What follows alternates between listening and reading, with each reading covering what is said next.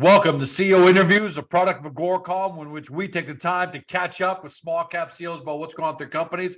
Guys, if you're tuned in to the wastewater treatment market and how big of a market it is, how big of a problem it is, then you're going to love this interview with Forward Water Technologies, trades under the stock symbol FWTC. With us on the screen, you can see him, Howie Hunterman is the president and CEO. This market is going to be a $500 billion market by 2030. It's already over $250 billion right now, but it's growing at an exponential, crazy rate.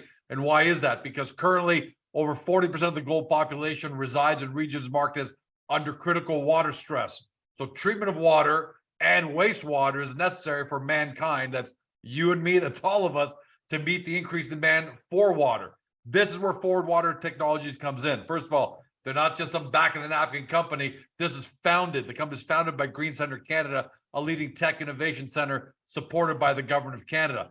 The company's proprietary Osmosis technology, Forward Osmosis technology, allows industrial users. So this isn't for you and I at home on our taps and things like that and our sinks. Allows industrial users to reduce wastewater consumption by up to 90%. So you can imagine the two immediate benefits. First, for the world, saving water from being permanently destroyed. Second, for the customer, because you always got to have an ROI, large reductions in their operating expenses. So with that in mind, more just lip service, they're not just a great idea. Major initiatives are in the lithium sector, in India, and the food and beverage sector. Just for example, in lithium, they've got over 14 NDAs signed with major lithium extraction companies, all moving forward at a pretty good pace. Here to talk about it is Howie. Welcome back, my friend. Good to be here, George. Good to be here. Sounds like a very exciting sector you're talking about. Well, look, it's my survival, right? I don't want to run out of this anytime Absolutely soon. not. So I'm counting on you. Look, the target market has increased now to $500 billion by 2030. That's bad news for the world.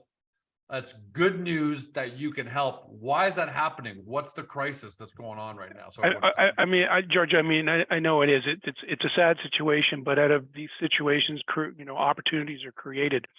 Why it's happening? I think there's a huge impact on climate changes. We're seeing that. There's water-stressed regions where water-stressed regions didn't exist before. We even have them here in Canada where companies can't get enough water out of the municipal systems because the well systems are just simply lower than they were before. There's places in California that used to have water where communities no longer have that water. It has to be trucked in. This is in North America. We're used to maybe seeing this in places far reaches of the world, but this is no longer an uncommon issue. And then the water we do have is getting compromised for a variety of reasons. So all of this adds up to water treatment, the demand from the public sector to use your water responsibly as an industrial operation, and just the public awareness is increased massively, even over the last 2 or 3 years. So I think all of this adds up to huge pressure on the industrial use of water, to use it in a way that at Forward Water, what we want to strive to is using water as infrastructure, something that is a permanent fixture inside a factory that you just reuse and reuse over and over again, much like you would use an elevator or a staircase in a building. It just becomes a permanent piece of the infrastructure in an industrial process. And like any new emerging technology, you've got to go through the process of, crawl, walk, run, I guess. So 2021 Absolutely. was your crawl. You IPO'd, you raised a bunch of money. You still got a lot of that because the idea was to get you to 2022 to build up the pipeline. You've done that. And now 2023 is where you hopefully start running by closing some of this. So let's talk about 2022 first, and how you built up that pipeline, and how happy you are. Please, I don't want to say happiness, but how pleased you guys are with the pipeline you built. So, let's understand for your audience what we've been doing prior to 2021, late 2021, and through 2022, is we've been de-risking the technology. We took it out of the lab, we took it into an engineering environment, we eliminated the scale-up risk by actually demonstrating that we could scale this up. We did this in 2019 and 2020. And we've eliminated the application risk. We've studied the different types of waste streams. We know the technology works. And you need to do this in this type of technology. De-risk the technology and the engineering scale up. That's done. And in 2021, late 2021 and through 2022, we hit the market with our RTO, raised the money, and now it was time to build a commercial funnel. This is the nature of this type of technology and this type of business. So we spent 2022 really hitting the roads, driving the commercialization, building customer relationships, finding out the opportunities. We've got $120 million in unqualified opportunities in our sales funnel. Wow. We have over $30 million in qualified leads. These are leads that we've had initial discussions with the clients. We know our technology is something they're interested in. We know it fits, and now we need to just continue developing that client so they get comfortable with adopting the technology. So that's what we've done over 2022. The really cool thing, sorry, there's just so much going on. Keep going. The really cool thing, we launched in the wastewater sector. We know there's a business there, but in doing that commercial effort, we uncovered other subsectors in water treatment that, to be perfectly honest, we were not completely aware of. One is something called brine management. Industry uses salt-containing or mineral-containing brines to carry out industrial processes. These are valuable materials, and they need to reconstitute those brines into high concentration forms to reuse them. We can do that. We can help them manage those brines. The other one that's really exciting for us is lithium capture. Most of the speculated lithium that's going to come into the marketplace is expected to come from unconventional sources, and that's a fancy way of saying out of aquifers that are natural occurring bodies of water underneath the ground. Those mineral deposits in the water need to have the lithium extracted, and it's a multi-step process. We can participate in that. But put the water back, right? That's right. And it's multiple steps, and we actually can concentrate those brines and those lithium containing rich streams to make them easier to process down that process step. And we're looking at multiple opportunities. So it turns out that within that unconventional lithium world, we've got multiple steps that we can participate in. We've got multiple companies that we can talk to. So we've got a ubiquitous technology that's really, really exciting for lithium. Lithium's emerging. The demand for lithium is clear. The supply for lithium is not going to meet that demand for a number of years, over a decade. So the market's right there. People who are looking to get that lithium extraction business off the ground are designing their processes today. They're making buy decisions. And the really interesting thing is there's no incumbent technology to displace. Right. People are making the first round buy decisions. We see this as a rapid way to get our technology adopted, proven, and then that can go back and we can use all that information to satisfy the engineering community to show that our technology really works. So, our funnel's growing faster than we thought it would. That's really exciting. Great 2023 is the year that we close on those. That's what our focus and you're is. not just talking, look, the one problem with small caps is they'll say, well, the widget industry needs innovation. And if you can innovate in the widget industry, then we can get all this market share and make all this money. Well, theoretically, sure, that's pretty much any business in the world, but that's always been the fault. But you've got, you've got more than 14 NDAs signed with major lithium companies, including lithium extraction companies, including Cornish Lithium. That's the one name that we do know. You did announce a contract with I'm reading this, a prominent Western Canadian lithium company. We don't know their name yet. And you also signed an earth development project with a globally positioned mining company. That's correct. So you're not just talking the talk and theory and rainbows. What is by your technology that attracted just these 3 of the 14 or so more companies that you've got under NDA? Well, our technology is salient to their proposed process development. And why is that important? So the lithium is contained in water streams, and you go out to pluck it out like literally the needle in the haystack. The best thing you can do is concentrate those streams because it just makes it easier to handle downstream. And as I mentioned earlier, there's multiple steps. You do one step, you've got to recalibrate to get ready for the next step. And we help them recalibrate by reconcentrating those streams and making them easier to pluck the needle out of that haystack in multiple steps. And when we propose how our technology works, the engineers on the other side say, well, we can use it at this step, and we can use it at that step, and we can use it at this step. And they get really excited because it makes their other processes much more efficient. And these companies give us a call back when we reach out to them. We develop, we say, and then we move to the next step. And this is where we get early stage development contracts. We say, look, don't just believe our words on paper. Give us samples. We'll send it back to you concentrated, and you can do your analyses on it. And that has led to further studies, right? So engineering level studies where we're doing large scale treatment and providing the concentrates of these various fluids back to these companies where they proceed to their next step. And they say, yeah, this is better than what we had imagined. So we're working down that pathway. And we believe that those companies, such as Cornish Lithium, will get to a position where they're going to say, we want a field trial, we want a buy decision, we want this on site. And that gets really exciting for us, really exciting. Ballpark speaking, and we're not going to try to pin down a specific number, but give people an example, if you can, if Georgecom Lithium decides, yep, I want one of your treatment solutions. I want to go, what is it? If I buy a filter for my house, it's a couple $1,000, what are we talking about ballpark, per system? We're learning that every lithium approach has got different constraints. And I'll give you, one of our clients that we're dealing with, they have multiple wellheads, meaning they've got multiple sites where they're extracting water that has the lithium, and then they want to send it for central processing.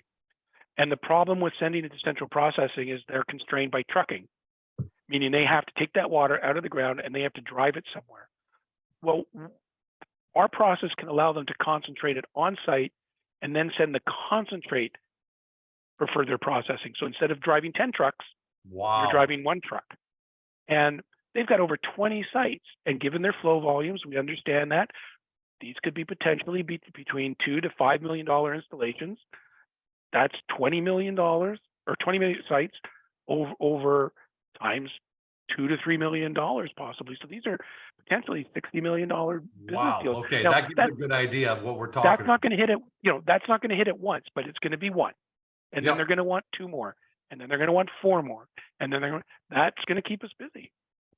And Howie, there's got to be a massive ESG component to this, because here's what I'm thinking. The reason you're extracting lithium is to help the environment because we're going towards electric vehicles. So electric vehicle buyers want to know that all the elements that go into their cars aren't hurting the environment. So we always hear about things like, is the nickel and the cobalt and all that, lithium, is it all? But on top of that, you don't want to be Georgecom Lithium that says, hey, I'm supplying all this great lithium to Tesla, but while I'm doing that, I'm really damaging the Scorching water, the earth. Yeah, absolutely. So is there a massive ESG component to this where they also almost have to go through? It's not just ROI, which is great, but they're highly motivated and incentivized to implement forward water? Oh, and in fact, they're not incentivized. I think it's a must do. It's one of their constraints. You have to have sustainable minerals in your EV car. And let's just talk about lithium because that's one of the major components. Yeah, you have to have sustainable lithium. You can't pollute the world by getting that lithium. It doesn't solve the equation. Yep. So one of the benefits to our technology is as a concentration technology relative to for water solutions or mineralized brines. Right now, it's basically burn or boil. Those are your opportunities. It's very archaic way of concentration. You boil the water. Anybody who's boiled pasta knows how much energy has to go into boiling water. Our technology avoids that completely. And by doing that, we save energy. It's lower cost because you're not pumping all that energy but you're not burning the fossil fuels to get that energy. So you've got a CO2 footprint. We've got our partner in India who has done a head-to-head comparison with an evaporator system, which is the classic piece of equipment one installs, a multi-effect evaporator. And we know at first order, we're at least 50% better in terms of GHG footprint.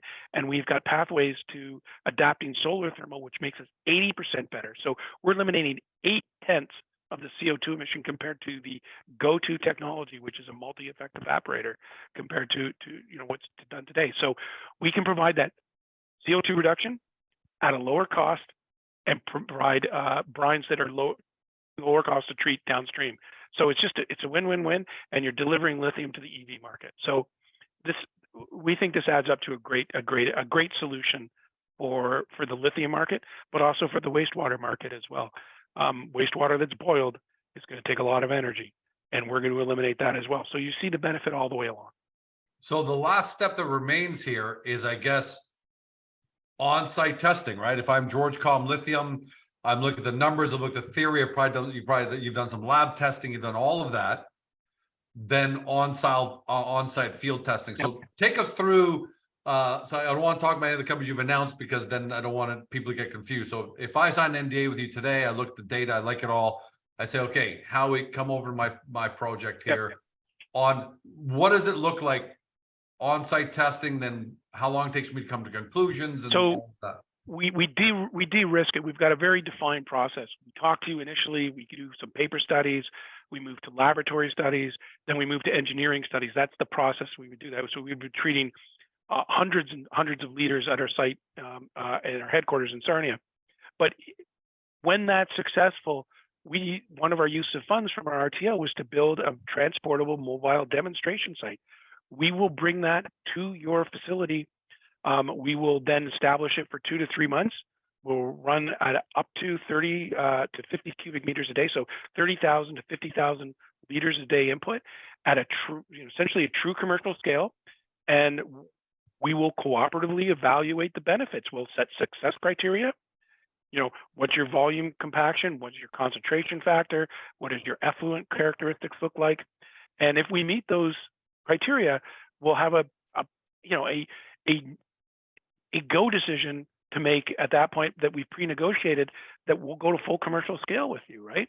But we've got the ability to get on site, drop our equipment there, run it for 2 to 3 months, demonstrate the technology works, let you put your hands on it, measure all the things that you need to measure, and based on a success criteria, go to full commercial implementation. I mean, just the lithium vertical alone is potentially a monster company maker. So let me talk about the other side.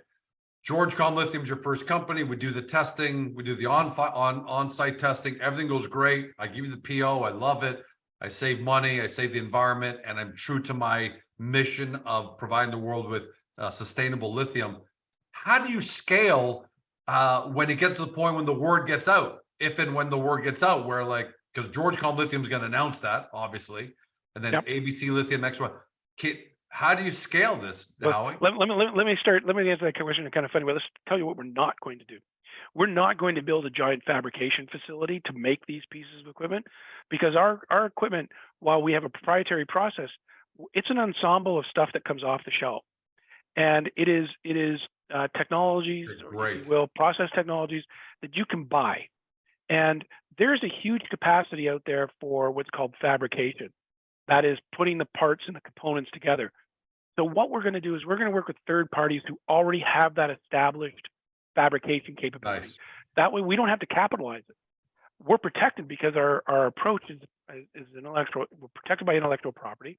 So we can go to these fabricators, partner with them, and they can deliver the bolted together components under our instruction, sold as a forward water labeled piece of equipment. So we're already engaged with people in the wastewater space who have this capability.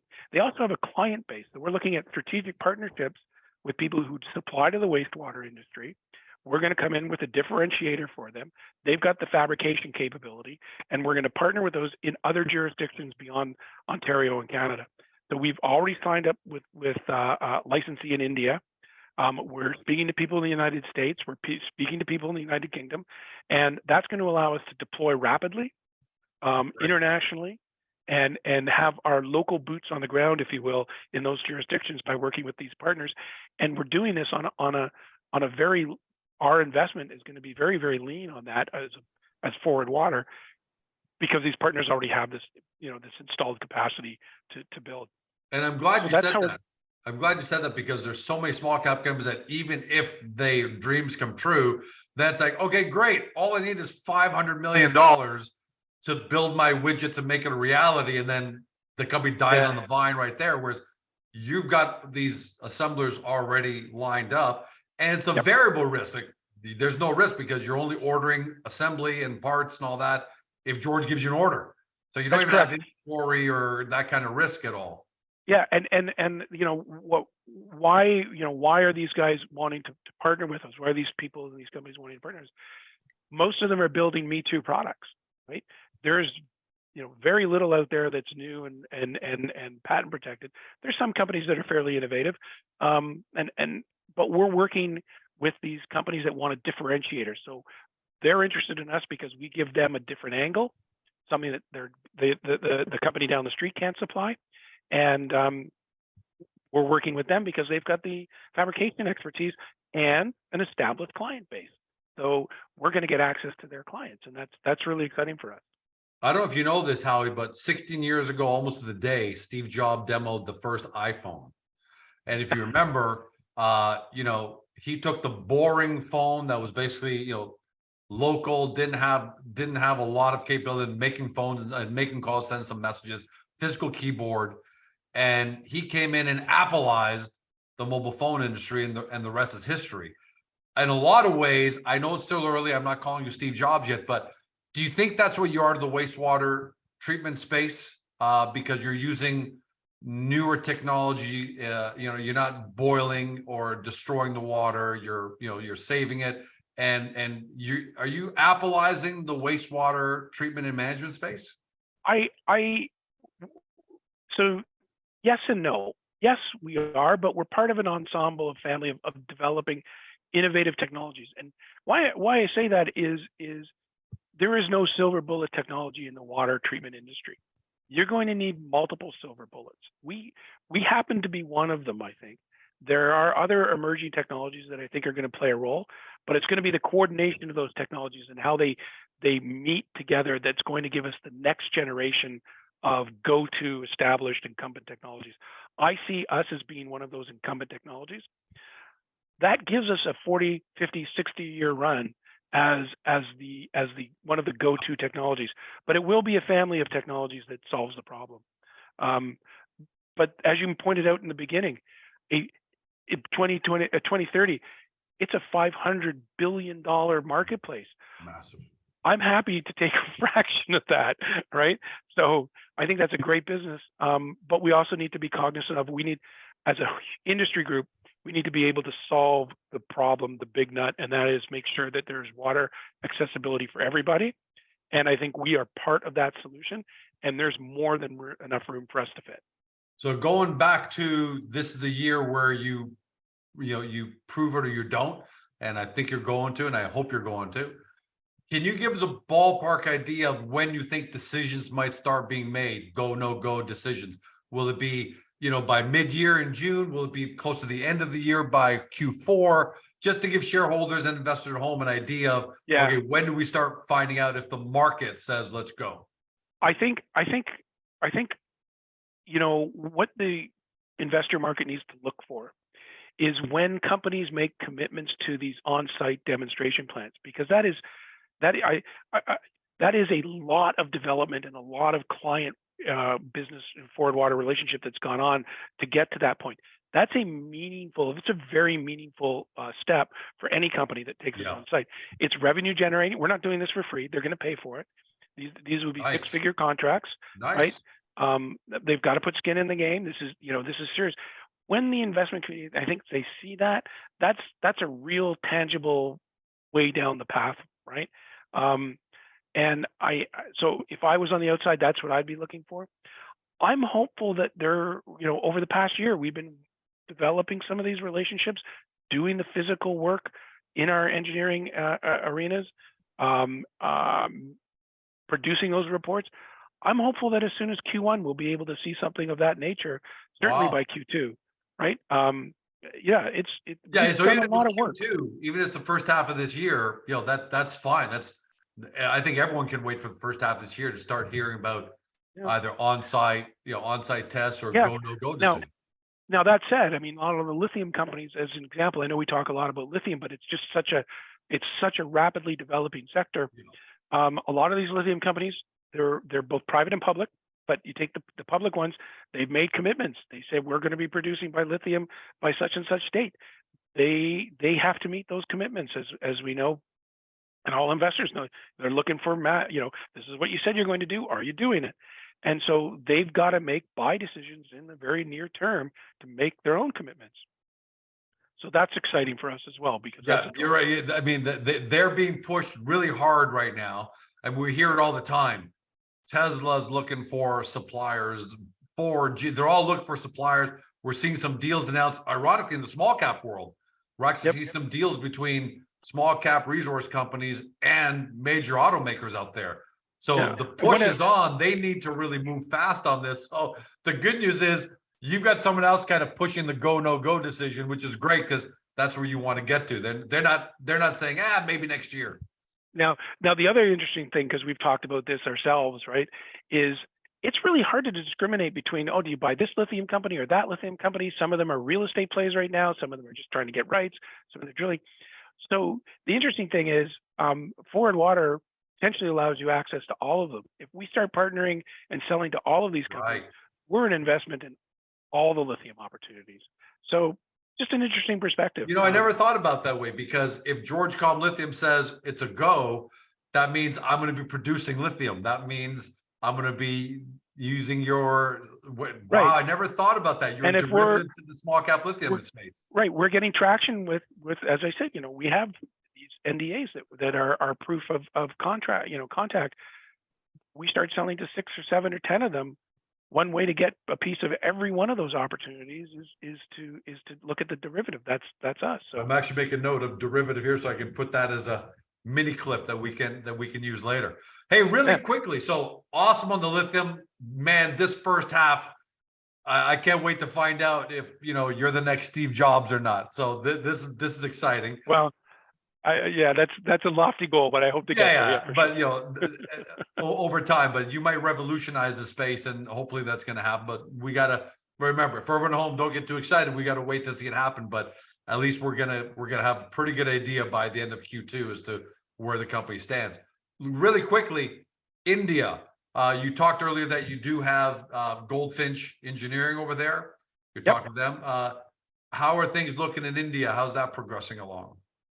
They continue to make good progress. Last time we spoke with them, which was in December, they've got about 6 opportunities that they are looking at. They piloted at 3 sites already. We know when we visited them in India and helped them tune their operations, they were in final negotiations with a chemical company, a dye manufacturing company. So we're hopeful that they're going to be delivering equipment we're in the new year, this quarter as well. So they're making progress.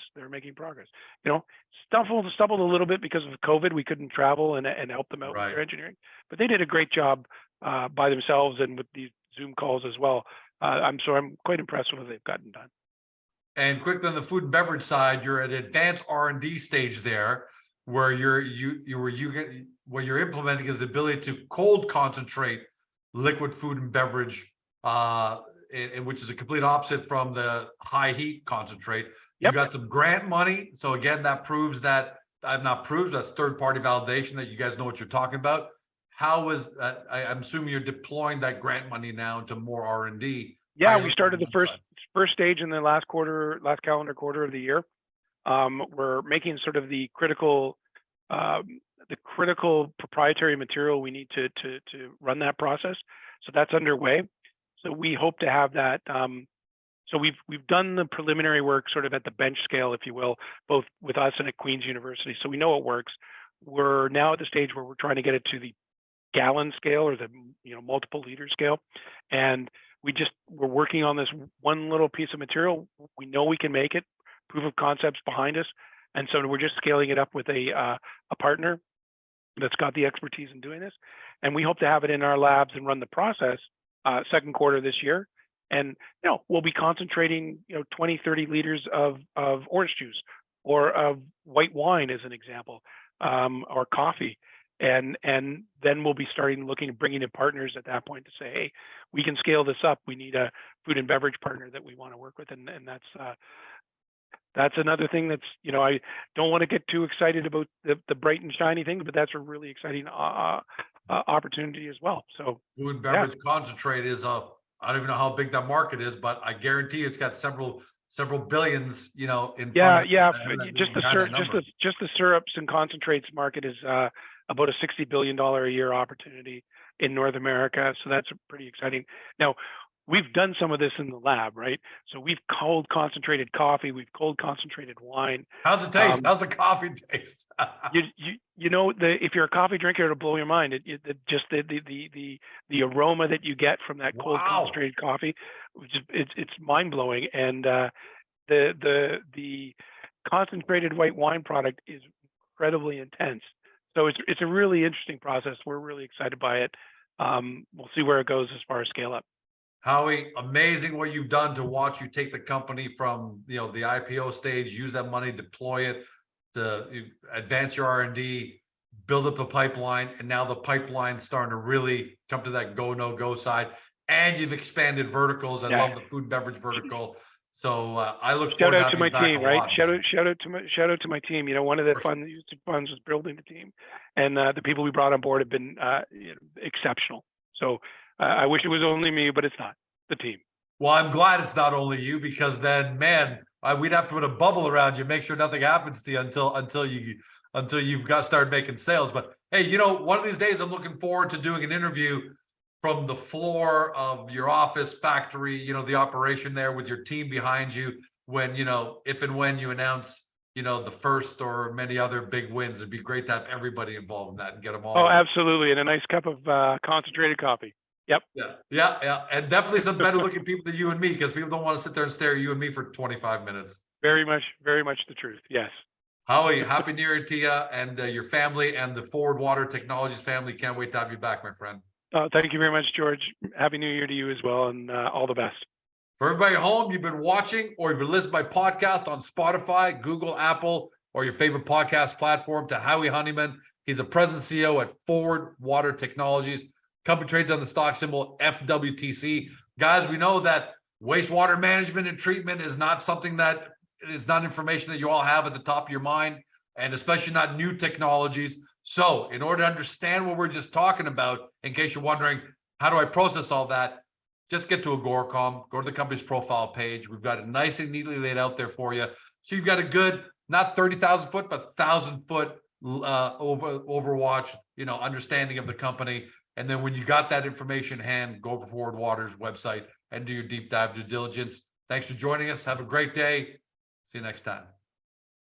Hey guys, the video's over, but don't forget to help your company by liking it and even leaving a comment below. And then don't forget to help yourself by subscribing to our YouTube channel so you never miss another great Agoracom small cap video.